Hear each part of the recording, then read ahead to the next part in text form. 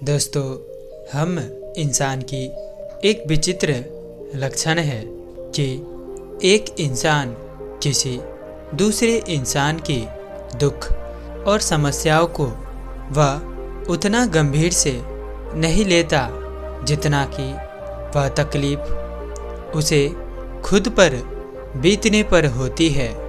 इसलिए अक्सर इंसान किसी दूसरे की दुख, तकलीफ और परेशानी को, उसके मर्म को हल्के में ले लेता है और उसे मजाक बनाकर उसे दिखाने का कोशिश करता रहता है।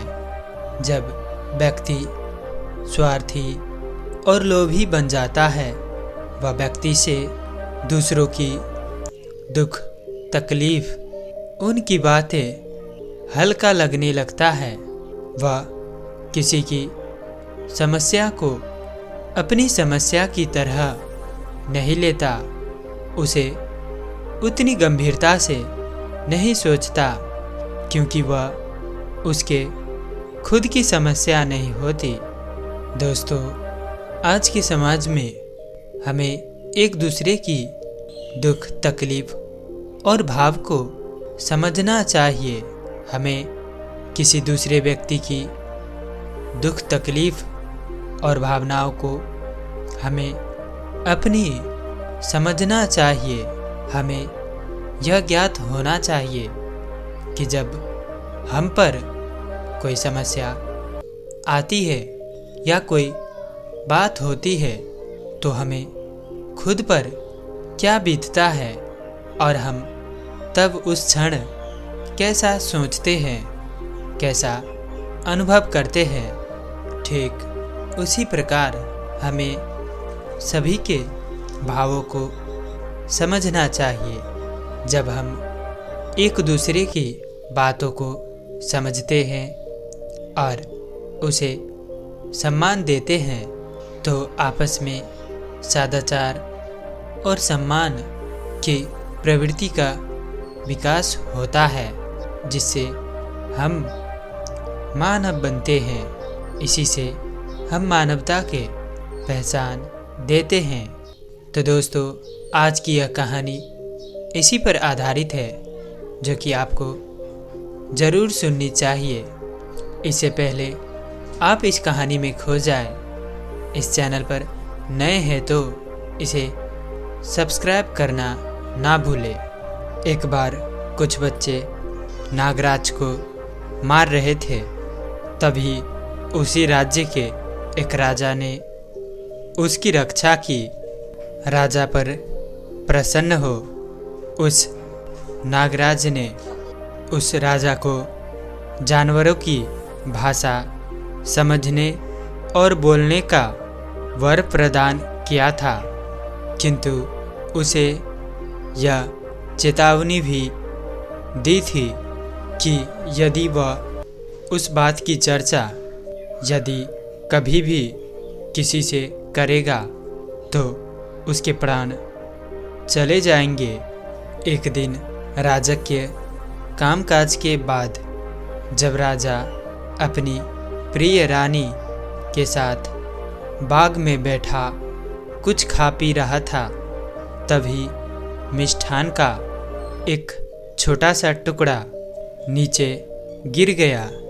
थोड़ी देर में वहाँ एक चींटी पहुँची और उस टुकड़े को देख खुशी से चिल्ला उठी, अरे वाह, इतना बड़ा मिष्ठान जो एक पूरी बैलगाड़ी में भी नहीं समा सकता।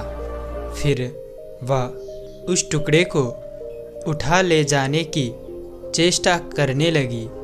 चींटी की बात सुन राजा को हंसी आ गई और वह मुस्कुरा उठा। राजा की रहस्यमय मुस्कान को देखकर रानी ने समझा कि उसके श्रृंगार में शायद कोई त्रुटि रह गई थी। अतः उसने राजा से उसकी मुस्कान का कारण जानना चाहा, किंतु राजा ने उसकी बात टाल दी। उस रात राजा जब अपने शयन कक्ष में पहुंचा तो रानी ने उसकी रहस्यमय मुस्कान का कारण जानने के लिए तरह तरह का नाटक किया। अनंतः राजा को हार माननी पड़ी और उसने रानी से कहा कि यदि वह कारण बताएगा तो उसकी मृत्यु हो जाएगी। इस बात को भी सुनकर रानी अपनी जिद पर अड़ी रही। तब राजा ने उससे कहा कि दूसरे दिन उसे उसी उद्यान में सारी बात बता देगा। दूसरे दिन जब राजा अपने अनुचरों के साथ उसी उद्यान में जा रहा था तो उसे मार्ग में एक गधा और एक बकरी बातचीत करते दिखे। पास पहुंचने पर राजा ने सुना कि वह बकरी गधे से कह रही थी, गधे तुम तो मूर्ख हो, किंतु आज मैंने जाना कि यह राजा तुमसे भी बड़ा मूर्ख है।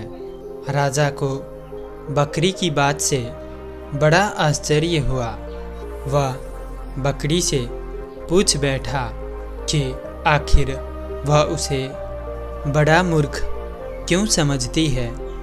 बकरी ने राजा से कहा, हे राजन, आज तुम प्रसन्नतापूर्वक अपनी रानी को खुश करने के लिए अपने जीवन का बलिदान कर रहे हो, किंतु जब वह रानी तुम्हारे मृत्यु के बाद तुम्हारी समस्त संपत्ति की अधिकारिणी होकर किसी दूसरे व्यक्ति के साथ आनंद उठाएगी तो क्या तब भी तुम प्रसन्न रहोगे।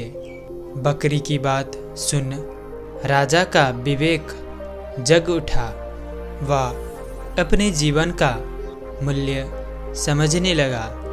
जब राजा बाग पहुंचा तो उसने रानी से कहा, रानी, मैं तुम्हें अपनी मुस्कान का कारण बताने को तैयार हूँ, किंतु एक शर्त है, तुम्हें 100 कोड़े खाने पड़ेंगे, क्योंकि भेद बताने पर मेरे तो प्राण तत्काल निकलेंगे।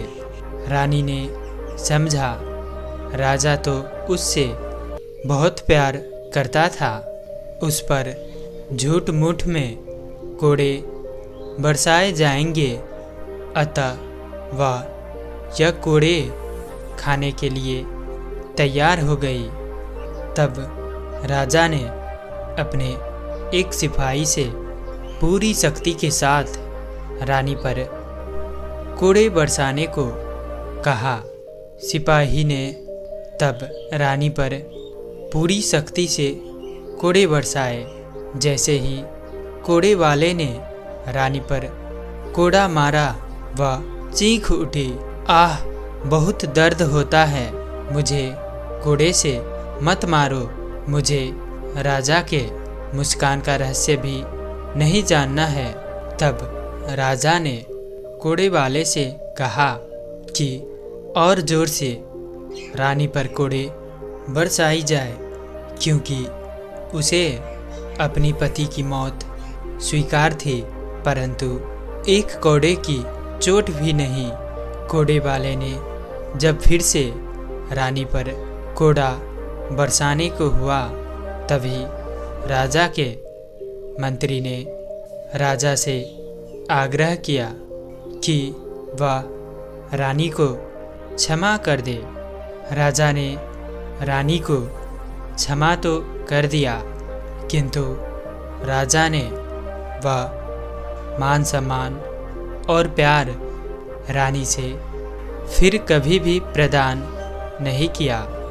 दोस्तों, अक्सर हमारे जीवन में भी यही होता है, हम अपनी जिद में इतना अड़े रहते हैं, हम सामने वाले का दुख और परेशानियों को छोटी समझते हैं, उसे नीचा दिखाने में हम पीछे नहीं हटते।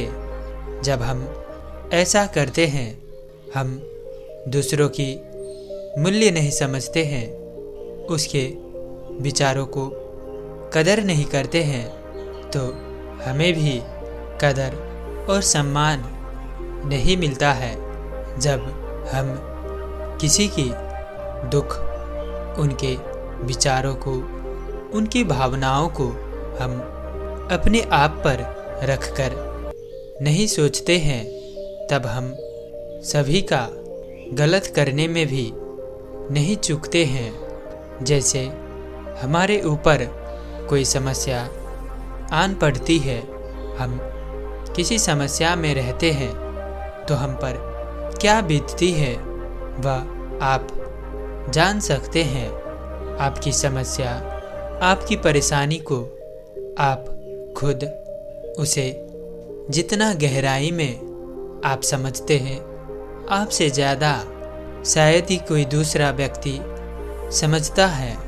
वह यह नहीं समझ पाता है कि आप जिस चीज़ से गुजर रहे हैं वह चीज़ कैसी है, वह कितनी मुश्किलदायक है। उसे कोई दूसरा व्यक्ति कम ही समझ पाता है। इसलिए दोस्तों, हम दूसरों से अपनी जिद करने की बजाय हमें उन्हें समझना चाहिए, उनके समस्याओं को अपने आप पर, खुद पर लेकर एक बार विचार करना चाहिए कि वह व्यक्ति कितनी मुश्किलों से गुजर रहा है, उसके पीछे का राज क्या है, वह क्यों नहीं कोई काम करना चाहता है या किसी बात को आपसे जाहिर करने में हिचकिचा रहा है। आप उन्हें उनकी बातों को समझने की कोशिश करें, उन्हें अपने से अलग मत समझें, क्योंकि हर इंसान, सभी इंसान की भावनाएं एक होती है। वह हम इंसान एक भावुक प्राणी है। हमें अपने दुख के साथ साथ दूसरों का भी दुख और तकलीफ को समझना चाहिए।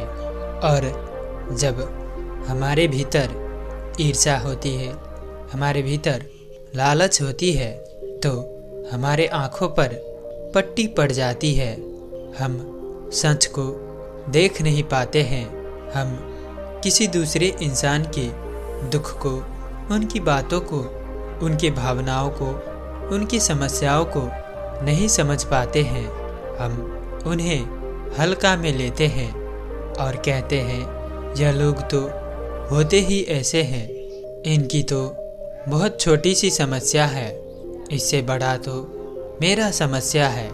और कभी कभी हम अपने आप को इतना बड़ा समझ लेते हैं, खुद को इतना बड़ा व्यक्ति मान बैठते हैं कि हम में घमंड आ जाता है कि मैं ही सब कुछ हूँ, मुझे ही सब कुछ आता है। और इससे हम दूसरों की समस्या को, उनके भावनाओं को समझ नहीं पाते हैं और हम उन्हें दुख पहुंचाते हैं, उन्हें और भी परेशानी में डाल देते हैं।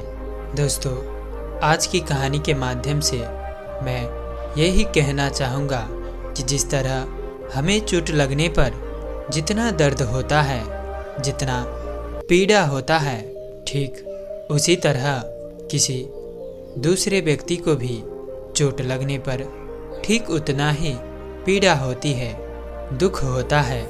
इसीलिए हमें सभी की भावनाओं को, सभी के विचारों को सम्मान और कद्र करना चाहिए। तो दोस्तों, उम्मीद करता हूँ कि इस कहानी से आपको ज़रूर कुछ न कुछ सीखने को मिला होगा। तो इसीलिए इस वीडियो को लाइक और अपने दोस्तों के साथ शेयर करना बिल्कुल मत भूलिएगा। और साथ ही इस चैनल पर नए हैं तो चैनल को सब्सक्राइब करके बेल आइकन को भी ज़रूर से दबाएं। और अंत तक कहानी में साथ देने के लिए मैं किशन शर्मा आप सभी का दिल से बहुत बहुत धन्यवाद करता हूँ। तो चलिए मिलते हैं ऐसी कोई और कहानी में, तब तक के लिए अपना ख्याल रखें। धन्यवाद।